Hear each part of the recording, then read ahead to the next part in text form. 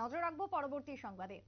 গোটা রাজ্যে শুরু হলো আজ মাধ্যমিক পরীক্ষা। টিবিএসসি পরিচালিত মাধ্যমিক পরীক্ষা শুরু এবং তার সঙ্গে তেলিয়ামুড়াতে 4টি সেন্টারের প্রথম দিনে ইংরেজি পরীক্ষা সুষ্ঠুভাবে সম্পন্ন হয় বলে খবর। আজ শনিবার দুপুর 12টা থেকে শুরু হয় পরীক্ষা। 4টি সেন্টার, যেখানে যার মধ্যে বিবেকানন্দ দ্বাদশ শ্রেণী বিদ্যালয় রয়েছে, সারদামায়ী উচ্চ বিদ্যালয়, নেতাজি নগর উচ্চ বিদ্যালয় এবং মহারানীপুর উচ্চতর মাধ্যমিক বিদ্যালয়। 4টি সেন্টারে পরীক্ষা চলে সুষ্ঠুভাবে।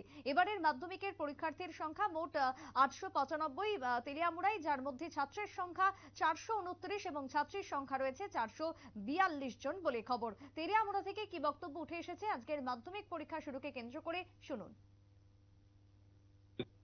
2024 তেলিয়ামুড়া সেন্টারে আজকে প্রথম দিন পরীক্ষা চলছে, ইংরেজি বিষয়ের পরীক্ষা।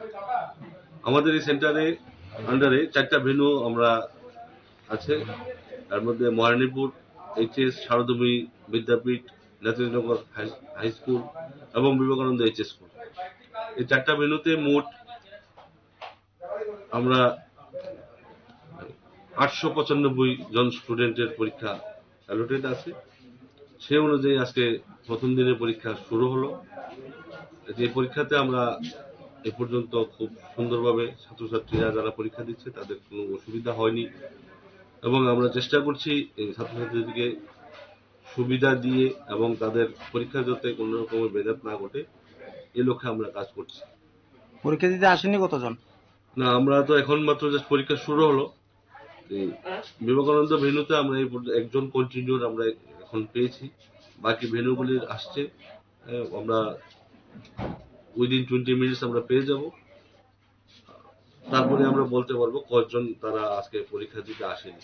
তবে আমার যেটা বিশ্বাস, পরীক্ষা এখন মিস করে না, তারা সবাই পরীক্ষা দেয় এবং আমরা আশা করি প্রত্যেকেই পরীক্ষা দেবে এবং সফলও হবে। প্রত্যেক পরীক্ষার্থীদের শুভেচ্ছা জ্ঞাপন তেলিয়ামুড়া থেকেও এবং গোটা রাজ্য থেকে একইভাবে পরীক্ষার্থীদের শুভেচ্ছা জ্ঞাপন করা হচ্ছে। তবে গতকাল থেকে শুরু হয়েছে উচ্চ মাধ্যমিক পরীক্ষা এবং আজকে শনিবার শুরু হলো মাধ্যমিক পরীক্ষা। রাজ্যের মাধ্যমিক এবং উচ্চ মাধ্যমিক পড়ুয়াদের শুভেচ্ছা জ্ঞাপন করা হচ্ছে বিভিন্ন মহল থেকে। যদিও সেন্টারের পরিচালন কমিটির সম্পাদক তিনি জানিয়েছেন যে শান্তিপূর্ণভাবে পরীক্ষা চলছে, কোনো রকমের অপ্রীতিকর ঘটনা পরিলক্ষিত হয়নি আজকের দিনকে কেন্দ্র করে। ছোট্ট বিরতির পর ফিরছি, সঙ্গে থাকুন।